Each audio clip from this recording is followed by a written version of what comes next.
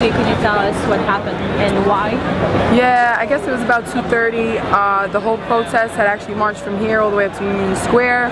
We gave our People's Mic our message, and then we were getting ready to head out. They pulled out those big orange barriers. They pushed us all back.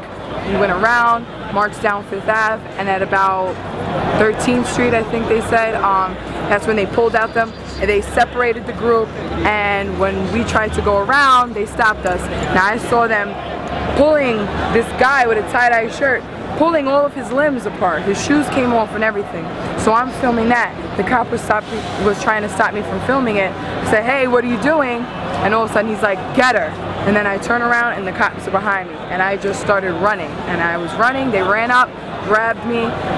They tried to take my feet out from underneath me, and I'm like, "Don't throw me on the floor, just put the cuffs on." And as soon as I said that, they yanked the cuffs real tight. They were so damn tight, I couldn't feel my hands, and that's all I kept saying. "I can't feel my hands, please let me go." And everybody on the street that was standing there filmed the whole thing. They got videos, they got pictures. I shouted out my sister's number. I was like, "Please call her, tell her what's going on." They threw us all in the paddy wagon, in the back of one of these like big police vans like that. As you can see, it has no windows except for in the front, and that was all closed off. They kept the back doors closed, and we sat in there for approximately 3 hours between the precinct on West 10th Street, and then they brought us to One Penn Plaza. And we sat in there for a total of about 3 hours. We all had our phones. We were taking pictures, sending them to my sister. She gave it all to the news crews over there. We called the National Lawyers Guild, gave all our names. We took video. We were singing songs. We were giving each other hugs. We all told each other where we're from and got introduced. Like, we just became a family back there. We were sweating so much, it was ridiculous. They didn't give us any water. We had nothing back there. So many people, their circulation was being cut off, and you know when you got your hands behind your back, your shoulders are killing you. There was actually a man, he had a laceration on his eye, and we kept saying, "Please, we need help. He's losing hydration. We have no water, we're sweating, we can't breathe back here." And they basically just laughed at us and just walked away. And then we called 911 to say, "Hey, we're here, we need an ambulance, there's an emergency, a man is bleeding, we're here, the cops got us in the back of the van, we can't get out." And the woman said, "The cops are there, they're there to help you." And then she just hung up the phone on me. So, how many people were you?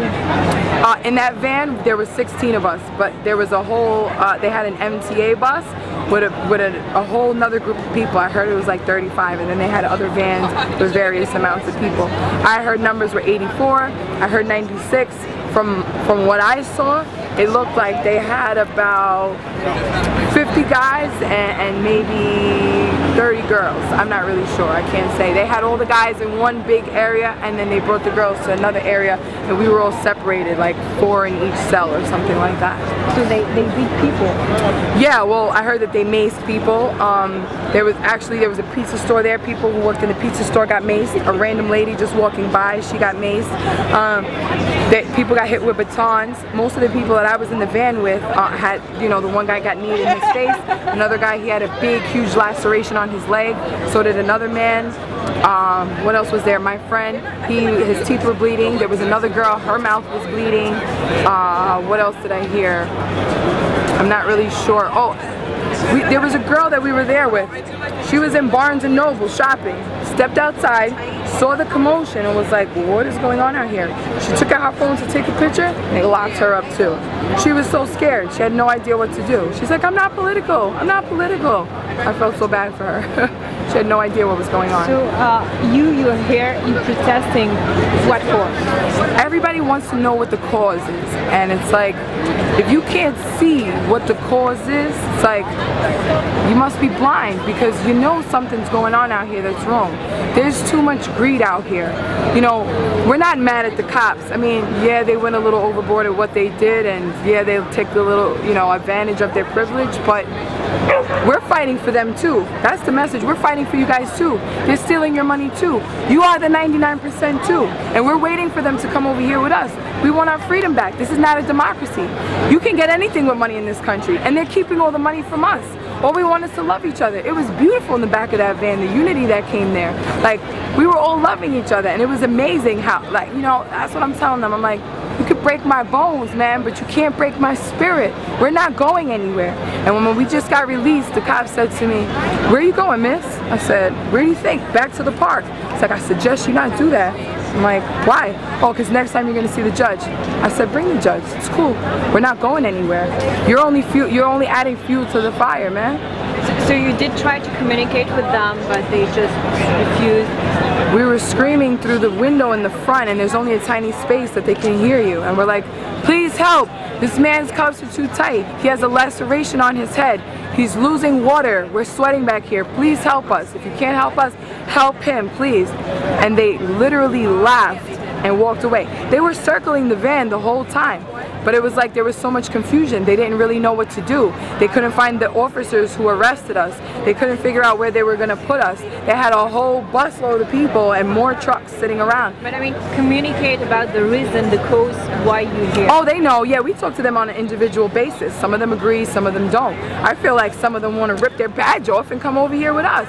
And like I told them, we're waiting for you guys. Whenever you're ready to do it, we'll be right here waiting for you guys. We're open arms. How long have you been here and how long will you stay here? I have been here on and off since Saturday. This is day 8 of the occupation. No one's going anywhere. There are people who quit their jobs and hitchhiked to be here. And they're sleeping in the park right now with no place to stay. I actually let one of the guys stay at my house last night because he hasn't slept in a bed in over a month and a half. No one's going anywhere. 8 days in the rain, like we're doing this thing. And people saw what happened today, and they're gonna come out and they're gonna be a part of it too. And I know that this is gonna happen. This is making history. We're changing things out here. And if anybody doesn't believe it, they're trying to stop the cause. Because if you bring your negativity into it, it's not gonna happen. And as long as everyone keeps asking, what's going on, but what's your message? Come down here, you're gonna hear the message. We're very organized down here. We're letting people know what's going on. There is something that surprised me when I came here. You all very young. Yes. And I mean, I was expecting to see people from different ages, and you're very young. There are a lot of young people, but you know what? There are a lot of older people too. There are black people, there's white people, there's people from all different countries. There's people who have a college degree and people who don't have a college degree. Like, we're so diverse out here, it's ridiculous, because this is affecting us all. And the moment that we say, oh, this is the young one, this is the young protest, or this is this. No, this is not a protest. This is a movement. This is life-changing right here. And it doesn't matter whether we're young or we're old, we know something's going on. I think it's a shame that it's the young ones that are out here that know what's going on and other people can't see it. And I get it. They have their families to feed, they have their lives to live. But once you realize that they're taking all that from you and you're not gonna have it anymore unless you come out here, like, that's when this thing is going to happen. You see this park right now, it's filling up quickly. You see how many people came out today. It's happening. I'm positive, and we all need to stay positive. It's a beautiful thing. And what do you expect from the authorities? You know, they're getting a little hostile. I see that they were really upset with us today. They said, wow, you guys kept it cool for 5 days, but this is getting a little ridiculous. They really weren't happy about us flooding the streets the way that we did, but what choice do we have? So I know that most of them don't want to come in here and do this to us.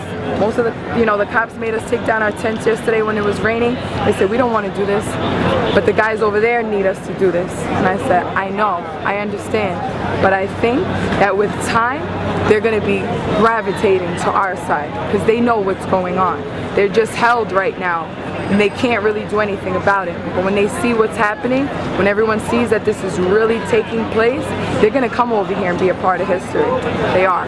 But what are your demands exactly? We're coming up with that right now.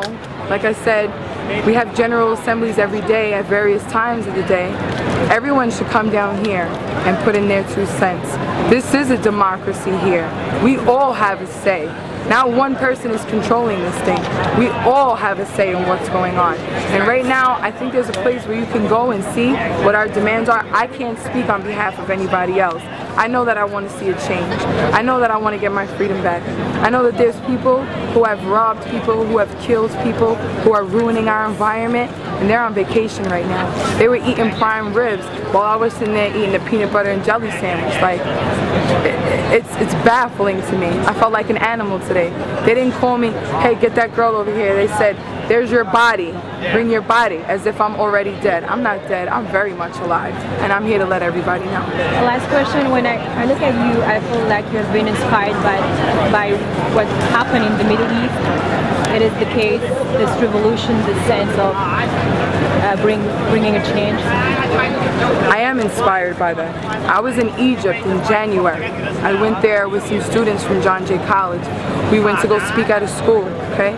Tell them about revolution, standing up to your government, starting a movement. And 2 days after we left Egypt, okay, the revolution broke out. I would love to say that I had something to do with that, but you know that was happening way before we got there. It's amazing what those people did, and we should all thank them for making this thing happen. It's going on everywhere in the world right now, and I want to say to all my Egyptian friends out there, I love you so much, and thank you for what you've done. I got a tattoo right here, kind of faded, but I think how you say it is Asamtai Duen, and I mean silence is violence. And it's so true, because as long as we stay quiet, we're just as bad as the people out here who are committing the crimes. So I'm going to stand out here every day if I have to. This is my job now. I'm a college graduate, and this is my job now. And I plan on staying here until something happens. I want to see it. And I know everybody's going to come out here and do it. Starting the movement, guys. Let's do it.